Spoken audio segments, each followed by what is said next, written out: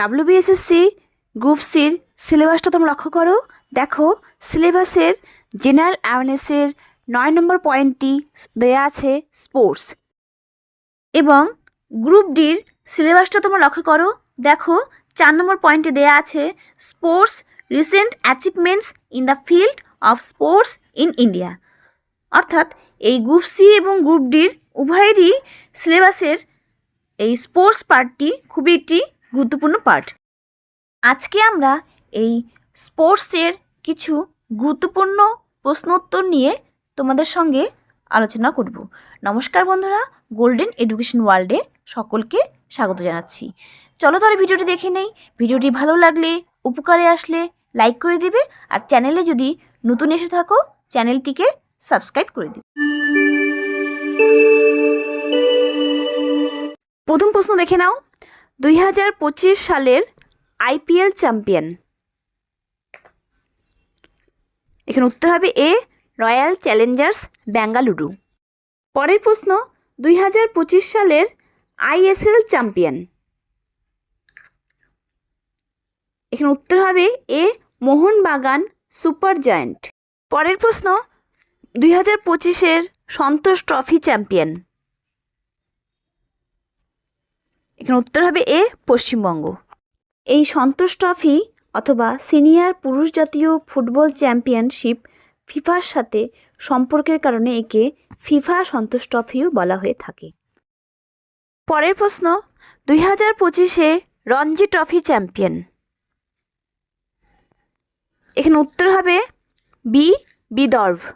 Ranji trophy cricket খেলার সঙ্গে যুক্ত। পরের প্রশ্ন, সৈয়দ মোদি ট্রফি কোন খেলার সঙ্গে যুক্ত? এখানে উত্তর হবে এ ব্যাডমিন্টন। পরের প্রশ্ন, গ্র্যান্ড মাস্টার কোন খেলার সঙ্গে যুক্ত?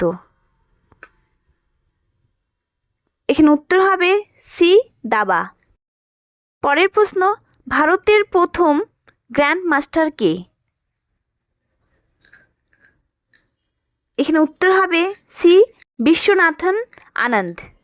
পরের প্রশ্ন, এখনও পর্যন্ত ওয়ানডে ক্রিকেটে কতজন ভারতীয় পুরুষ ব্যাটসম্যান 200 বা তার বেশি রান করেছেন? এখানে উত্তর হবে এ 5 জন।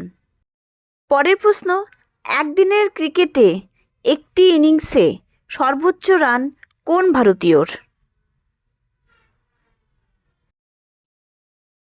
এখানে উত্তর হবে এ রোহিত শর্মা, তিনি 264 রান করেছেন।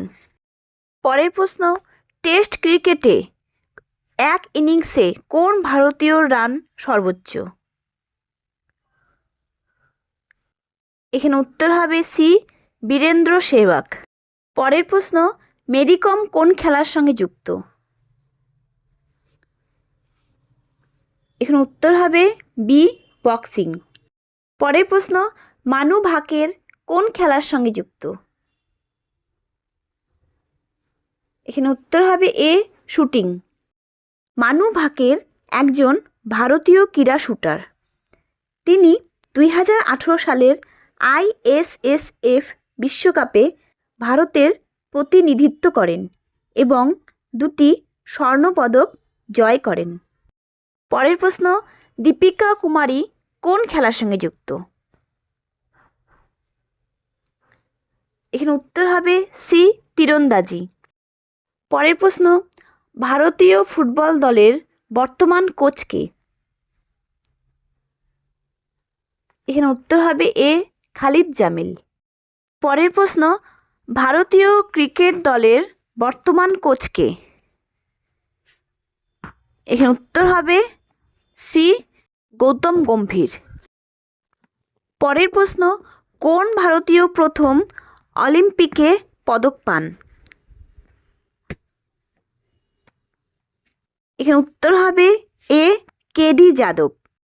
পরের প্রশ্ন, কোন ভারতীয় মহিলা প্রথম অলিম্পিকে পদক পান? এখানে উত্তর হবে সি কর্ণম মালেশ্বরী। পরের প্রশ্ন, অলিম্পিকে ব্যক্তিগত স্বর্ণপদক জয়ী প্রথম ভারতীয় কে?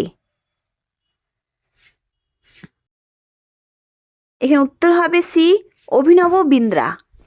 পরের প্রশ্ন, সুশীল কুমার কোন খেলার সঙ্গে যুক্ত? এখানে উত্তর হবে এ কুস্তি। পরের প্রশ্ন, কোন ভারতীয় খেলোয়াড় অলিম্পিকে ফাইনালে উঠেও পদক হাতছাড়া করেন? এখানে উত্তর হবে বি ভিনেশ ফোগাট। ভিনেশ ফোগাটের মাত্র 100 গ্রাম ওজনের জন্য পদক হাতছাড়া হয়েছিল প্যারিসে। পরের প্রশ্ন, পিভি সিন্ধু কোন খেলার সঙ্গে যুক্ত?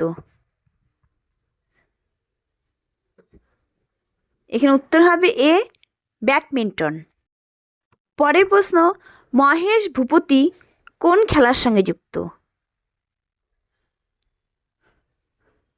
এখানে উত্তর হবে ডি লন টেনিস। পরের প্রশ্ন, অভিনব বিন্দ্রা কোন খেলার সঙ্গে যুক্ত?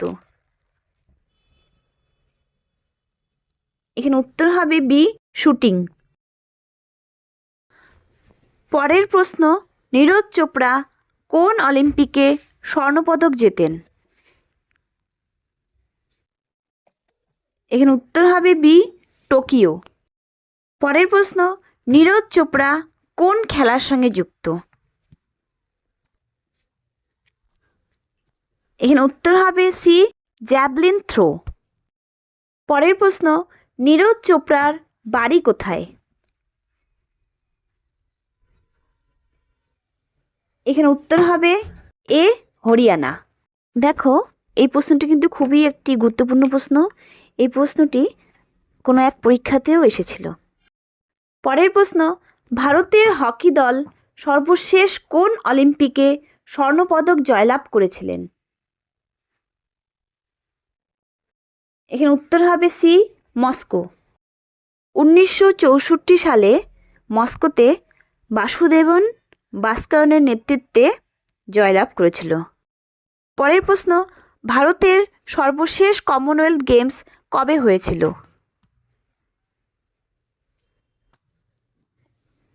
এখানে উত্তর হবে এ 2010। এই কমনওয়েলথ গেমস 2010 সালে দিল্লিতে হয়েছিল। পরের প্রশ্ন, বাইচুং ভুটিয়া কোন খেলার সঙ্গে যুক্ত? এখানে উত্তর হবে সি ফুটবল। পরের প্রশ্ন, সচিন তেন্ডুলকর মোট কয়টি সেঞ্চুরি করেছিলেন? এখানে উত্তর হবে এ 51। এই থাকলো আজকের WBSSC গ্রুপ সি এবং ডি এর স্পোর্টসের উপর MCQ। ভিডিওটি কেমন লাগলো কমেন্টে জানাবে। ভালো লাগলে, উপকারে আসলে লাইক করে দিবে, আর চ্যানেলে যদি নতুন এসে থাকো চ্যানেলটিকে সাবস্ক্রাইব করে দিবে। ধন্যবাদ।